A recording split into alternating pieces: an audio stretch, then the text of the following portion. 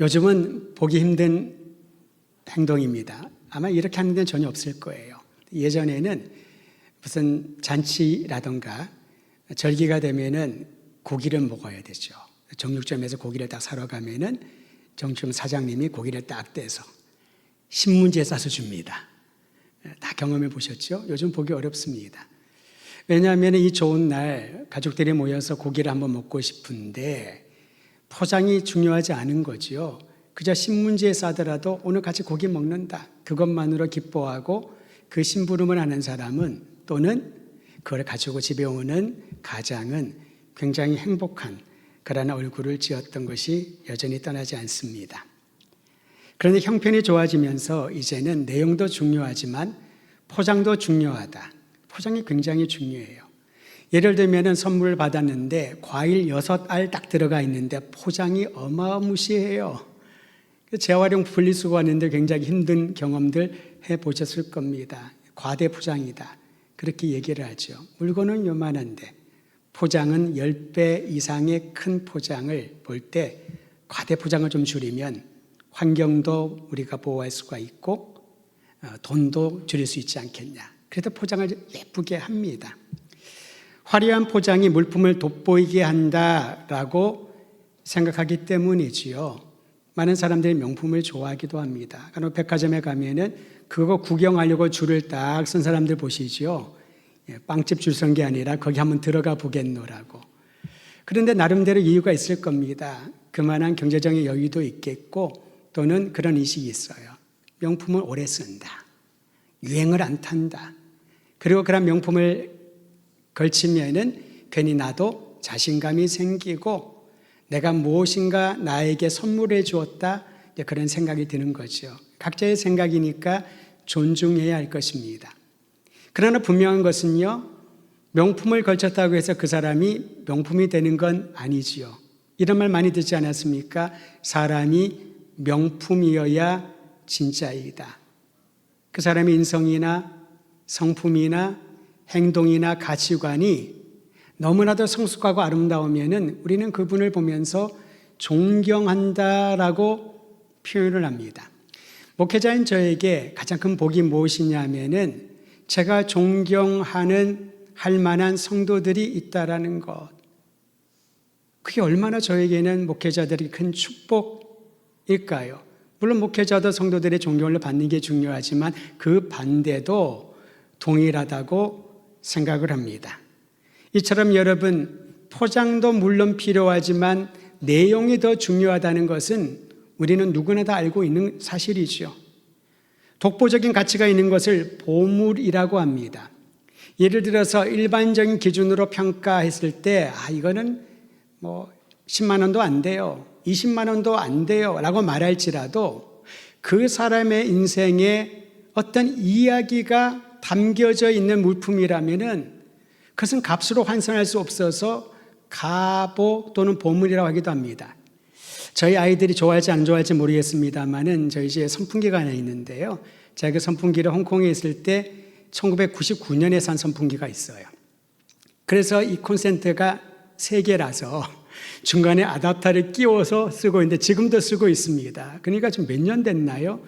26년째 쓰고 있는데 저는 그 물품을 굉장히 귀하게 여겨서 두 아이 중에 하나에게 보물처럼 가보로 넘겨주려고 하는데 아이들이 받을지 안 받을지는 모르겠습니다.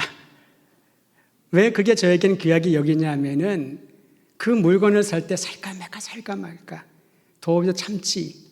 선교사들이 재정에 대한 것들은 항상 고민하고 쓰거든요. 근데 그거 하나 사려고 고민하다가 샀던 것인데 다행히 이게 기회가 좋아서 그런지 26년째 여름에 쓰고 있어요.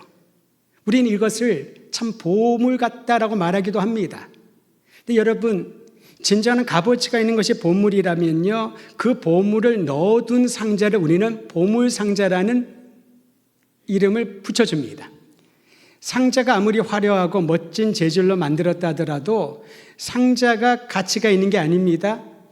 그 상자 안에 담아놓은 물건, 내용이 가치가 있고 보물과 같다면은 우리는 그것을 보물상자라고 칭합니다.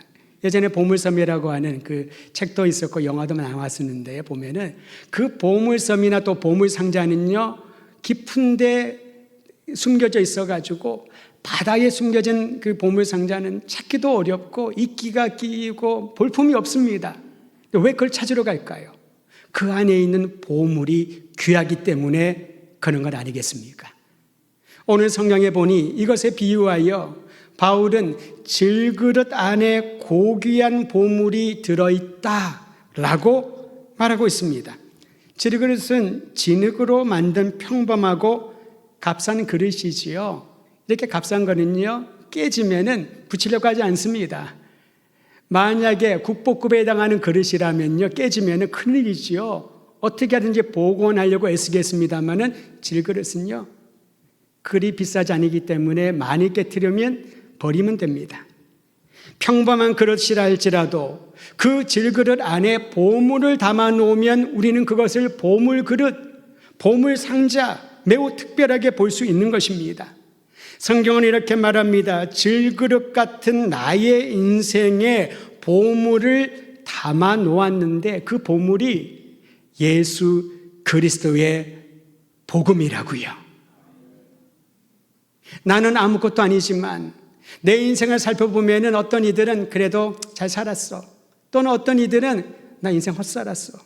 그렇게 자가평가하거나 사회적인 평가를 할 수 있겠습니다마는 하나님이 우리의 인생을 어떻게 보시냐면은 질그릇 같을지라도 하나님이 넣어두신, 하나님이 담아두신 보배로운 복음 때문에 여러분과 저를 보배로운 인생 되게 한 줄 믿으시기를 바랍니다.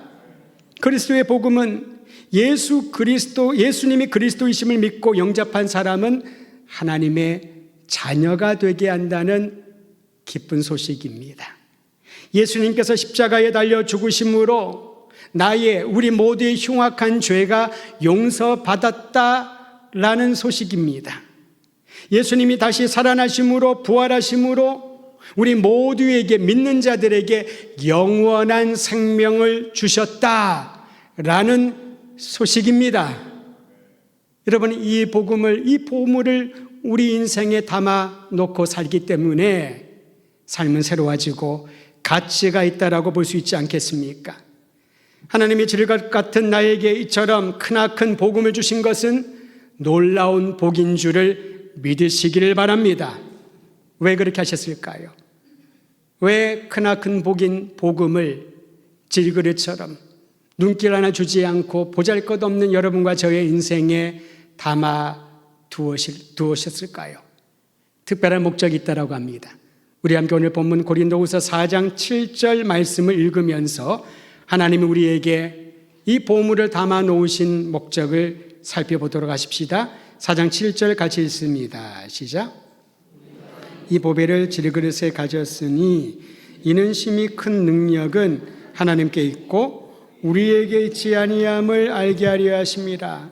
여러분 복음이 복된 소식이요 우리에게 하나님의 자녀가 되고 영원한 생명을 주시고 우리의 죄를 용서해 주시고 모든 절망적인 상황에서 희망의 빛을 보게 하신다. 이게 복음이다라고 우리 성경을 통하여 알게 되었지만은 그게 왜 중요한가라는 것이지요. 살다 보면은 예기치 않은 수많은 일들을 겪게 됩니다. 특히 바울의 경우는 열악한 상황 가운데서 복음 전파 사역을 감당해야 됐습니다. 오히려 인격적으로 예수님을 만나기 전에 그는 사람들의 조명을 집중해서 받는 그러한 유력한 사람이었습니다. 그때는 사울이었지요. 사울의 존재에 대하여 사람들은 이제 차세대를 이끌어갈 유력한 독보적인 리더감이라고 그렇게 칭송했을 것입니다. 하지만 예수님을 인격적으로 만난 이후에 그가 주님의 사명을 받습니다. 이방 세계에 예수 그리스도의 복음을 전하라고, 생명의 복음을 전하라고, 무의미한 것, 아무것도 아닌 것에 매달려 사는 이들에게 그리스도 안에 새로운 인생을 사는 복음을 전하라고 사명을 받습니다. 그 사명을 수행을 하는데요, 이전과 비교할 수 없는 어려움과 고통을 바울이 경험하게 됩니다. 자신이 경험한 그 일들을 예를 들어 오늘 8절과 9절에 이렇게 설명을 합니다. 내가 온갖 압박을 받아도 하나님의 능력으로 완전히 짓눌리지 않았다라고. 내가 답답한 일을 당해도 하나님이 함께 계시기 때문에 낙심하지 않았다고. 가는 곳마다 박해가 있어서 괴로움을 당할지라도 하나님의 구원의 능력을 믿기 때문에 버림받지 않았다는 확신을 바울은 가졌습니다. 매를 맞고 또 맞아 쓰러져도 다시 일으켜주시는 하나님이 나와 동행하시기 때문에 나는 실족하지 않았다라고. 다시 말하면 지금 내가 새로운 인생을 사는 것은 하나님의 능력에 있는 것이지 나 바울이 단단한 사람이어서 내가 지식이 있고 능력이 있어서 이렇게 위대한 복음 사역을 감당하는 것이 아니다라고 고백하는 것이지요. 여러분 어떻습니까? 이 땅을 살아가면서 예기치 않은 일들을 경험할 때 우리는 당황을 하게 됩니다. 아무리 도움이 필요할 때에 어느 누구도 도와주지 않는다면 그 순간 버림받은 것 같은 느낌을 갖지 않겠습니까? 예기치 않은 고난이 반복하여 찾아오고 살고 싶어서 몸부림을 치는데 살아갈 길이 보이지 않는다면, 모든 분들이 다 꼭꼭 닫혀서 어디가 출구인지 알지 못하는 그런 답답한 심령에 살고 있다면 우리는 어떻게 할까요? 그런데 바로 그 상황에도 짓눌리지 않게 하시고 버림받지 않게 하시고 넘어져 실족하지 않게 하시는 것은 살아계신 하나님이 그의 능력으로 자녀된 우리 모두를 붙들어 주시고 회복시켜 주신다는 경험이 있어야 바로 그 하나님을 의지하지 않겠습니까? 믿음의 선진이었던 바울은 자신의 생생한 경험을 간증처럼 나누면서 오늘 동일한 주님 예수 그리스도 우리 구주를 믿는 이들에게 그러한 삶을 살길 기대하며 주님만을 바라보라고 요청하고 있는 것입니다. 여러분, 자기가 강하다고 아무리 외형적으로 보이려고 하더라도 누구보다도 약하다는 것을 본인이 알지 않습니까? 얼마나 우리는 약한 존재인가요? 그러니까 질그릇에 비유한 것이 참 적합하다고 봅니다. 바울 자신도 자기가 얼마나 부족한 사람인 것을 사람들 앞에 당당하게 고백하고 있습니다. 그럼에도 불구하고 부족한 자신을 온전하게 하시는 분이 계시니 바로 그것이 하나님의 은혜요 하나님의 능력이라고 선포하고 있습니다. 동일한 경험하게 되기를 주의 이름으로 축원드립니다. 고린도후서 12장 9절에 보면 바울의 말을 이렇게 저는 여러분에게 전환합니다. 나에게 이르시기를 내 은혜가 네게 족하구나. 이는 내 능력이 약한 데서 온전하여 짐이라 하신지라. 하나님의 말씀을 바울이 들은 내용입니다. 그러므로 도리어 크게 기뻐함으로 나의 여러 약한 것들에 대하여 자랑하리니 이는 그리스도의 능력이 내게 머물게 하려 함이라. 이것이 복음을 받아들인 사람, 보물을 담고 살아가는 사람의 신앙인 것이지요. 내가 연약하지만, 내가 부족하지만, 나는 무가치한 인생처럼 보이지만은 오히려 나의 약한 것을 담대히 당당하게 말하리니, 왜냐하면 그를 통하여 그리스도의 능력이 내 안에 살아 나를 그리스도의 사람으로 살게 할 것이기 때문에 여러분, 이 주님을 바라보며 우리 주 예수 그리스도의 손을 꼭 붙들고 나아가시길 바랍니다. 바울이 이처럼 어려운 상황 가운데서도 지속적으로 사역을 감당할 수 있었던 요인이 여기에 있습니다. 바로 그리스도의 능력이었던 것이지요. 그리스도를 통한 하나님의 은혜였습니다. 그리하면 내일이 두렵지는 않을 것입니다. 그리하면 미래에 대하여 기대하는 마음을 갖게 될 것입니다. 오히려 바울은 이처럼 자신의 육신의 약함이 예수 그리스도를 드러내는 계기로 삼았습니다. 여러분, 자신의 약한 부분이 있을 겁니다. 몸이 약할 수도 있고요. 또 예전과 달리 나의 생각이나 삶의 모든 영역들이 약해질 수 있습니다. 시간이 지나갈수록 이전보다 내가 더 강하고 싶지만은 마음처럼 되지 않을 때가 얼마나 많이 있습니까? 여러분, 그럼에도 불구하고 그 나의 약함이 그리스도 예수를 드러내는 계기가 될 줄 믿고 우리 함께 4장 10절 말씀 같이 읽도록 합니다. 고린도후서 4장 10절입니다. 시작. 우리가 항상 예수의 죽음을 몸에 짊어짐은 예수의 생명이 또한 우리 몸에 나타나게 하려 합니다. 바울은요, 자신의 생애를, 예수님을 만난 이후의 생애를 예수님의 죽음을 몸에 짊어지고 사는 것으로 설명을 했습니다. 사실 예수님을 믿고 난 이후에 대부분의 사람이, 아니 전부라고 해도 과언은 아닐 겁니다. 만사형통을 원하지 않습니까? 예수 믿고 복받았다, 예수 믿고 잘 되었다, 예수 믿고 난 이후에 우리 가문이 빛이 나게 되었다, 그걸 우리는 기대하고 있지 않습니까? 그렇다 보니까 인생을 살아가면서 고난이 찾아오거나 우환이 발생하면은 허용될 수 없다고 생각을 합니다. 많이 힘들고 고통스러운 일이 생기면은 이런 생각이 먼저 떠오르지요. 뭔가 잘못됐구나, 내가 뭔가 부족했나. 항상 우리는 결과를 가지고 원인을 짚어보는 그런 것에 익숙해져 있습니다. 모든 종교가 그렇지요. 지금의 결과를 보고 네가 이걸 안 했기 때문에, 복채를 두둑하게 내지 않았기 때문에, 정성이 부족했기 때문에, 너의 믿음이 약했기 때문에, 너의 기도가 부족했기 때문에 이러한 결과를 얻게 되었다. 항상 우리는 결과를 가지고 원인을 찾고 그 원인을 늦게나마 보충하기 위하여 정성을 다해라, 더 애써라, 더 많은 것들을 네가 드려라, 그렇게 배워왔고 가르쳐 왔습니다. 그런데 여러분, 성경은 전혀 다른 부분을 얘기합니다.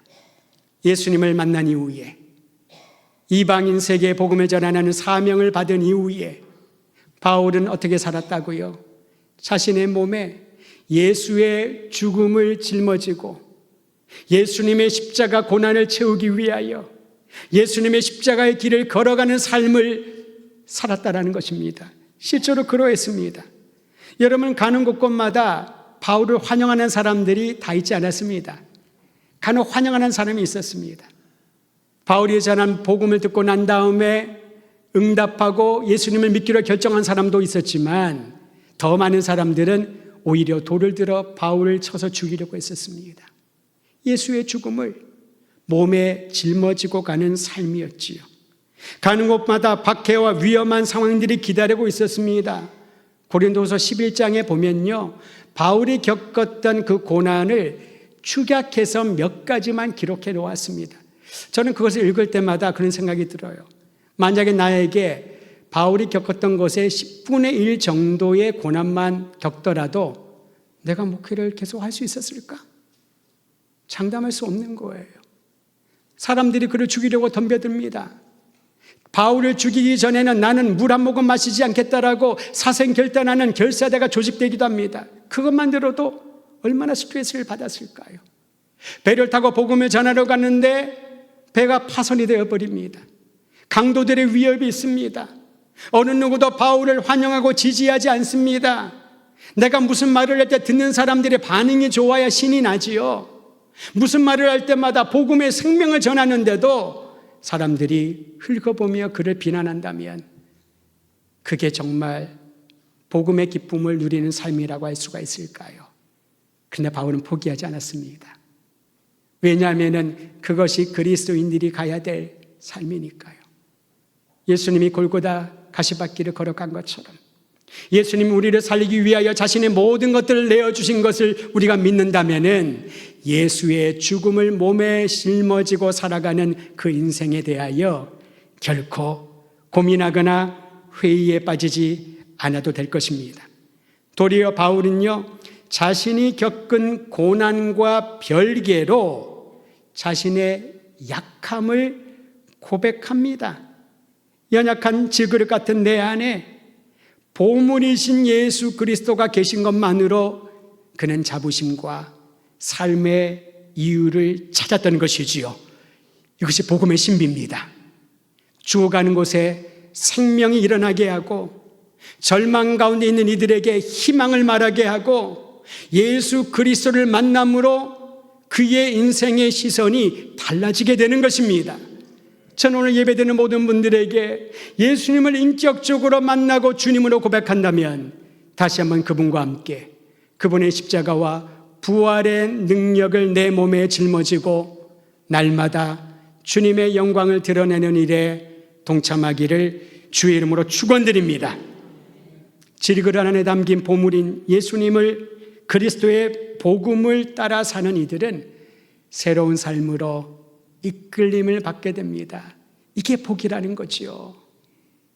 비록 힘들어도, 비록 답답해도, 비록 고난이 떠나지 않는 것처럼 보여도 우리의 삶은 여기가 끝이 아니라 새로운 것을 향하여 날마다 나가게 된다는 겁니다. 특히 복음은요, 생명과 죽음에 대한 새로운 관점을 가지게 합니다. 사실 여러분, 죽음이라고 하는 단어는 불안과 두려움을 주는 실존적인 단어입니다. 근데 우리는 이 심각하고 진지한 단어를 일상에서 너무 많이 사용하죠. 아유, 졸려 죽겠다. 배불러 죽겠다. 배고파도 죽고 아파 죽겠다. 우리가 느끼는 모든 부정적이고 싫어하는 그런 감정들의 표현을 죽겠다, 살고 싶지 않다, 이런 단어의 표현을 쓰지만은 실제로 죽음이라고 하는 것은요, 실존적인 의미인 것이지요. 이 죽음을 어떻게 이해하느냐에 따라서 죽음은 나의 삶을 어둡고 두렵게 만드는 무서운 무기가 될 수가 있고요. 성경은 이 죽음과 삶을, 죽음과 생명을 연결하여 우리에게 말해주고 있습니다. 관점이 달라지는 거지요. 실체를 다르게 경험하는 것입니다. 오늘 말씀을 통하여 우리에게 주시는 생명과 죽음에 대한 새로운 관점을 다시 한번 살펴보기를 원합니다. 고린도후서 4장 11절입니다. 11절 같이 읽겠습니다. 시작. 우리 살아있는 자가 항상 예수를 위하여 죽음에 넘겨짐은 예수의 생명이 또한 우리 죽을 육체에 나타나게 하려 합니다. 이 땅에 살아가는 것은 죽음의 경험을 계속 하는 것과 같다라고 말합니다. 그래서 우리 아침에 일어나면은 평안히 주무셨습니까? 잘 주무셨습니까? 밤새 아무 일 없으셨습니까? 그런 언어의 습관도 여기에 포함되어 있다고 볼 수가 있죠. 아무도 죽음을 피할 수 없습니다. 그러나 예수 그리스도를 주님으로 영접한 이들에게는요, 죽음이 새로운 의미로 스며듭니다. 방금 우리가 읽었던 말씀처럼 항상 예수를 위하여 죽음에 넘겨지는 것 경험을 하고 있지만은, 하루하루가 죽음을 경험하는 것처럼 고통스럽지만은 예수의 생명이 죽을 육체에 나타나게 될 것이다. 호흡은 언제나 끊어질 겁니다. 하나님이 부르시면 우리는 이 땅에서의 삶을 정리하고 주님 품 안에 거하게 될 겁니다. 그건 주님의 손에 들어가 있는 것이죠. 주님의 뜻 안에 있는 것이지요. 그렇다고 여러분 하루하루를 죽을 날을 기다리는 사람처럼 그렇게 절망과 막막 가운데 살지 말라는 겁니다.